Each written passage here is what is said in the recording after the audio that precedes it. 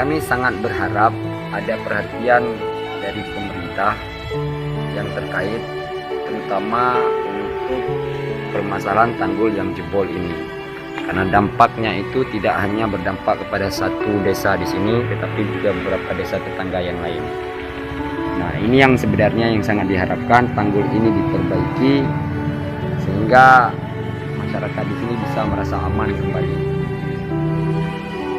Dan juga rumah-rumah yang sudah rusak ini kalau memungkinkan ada pihak-pihak yang bisa membantu, kami sangat berharap uluran tangannya. Amin, amin, amin.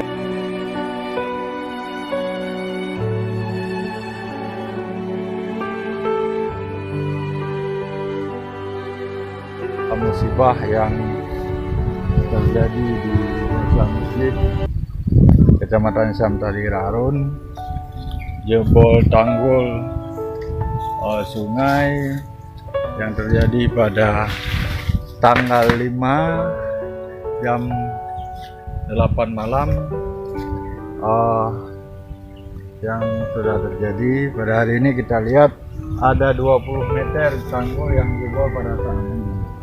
Kita berharap kepada pemerintah maupun tingkat desa maupun kecamatan ada solusi untuk menangani sesegera mungkin tanggul yang sudah jebol ini. Jangan sampai nanti ada istilahnya bahasa banjir susulan. Kalau ini tidak diselesaikan dengan secepat mungkin, musibah ini akan muncul kembali. Kalau memang nanti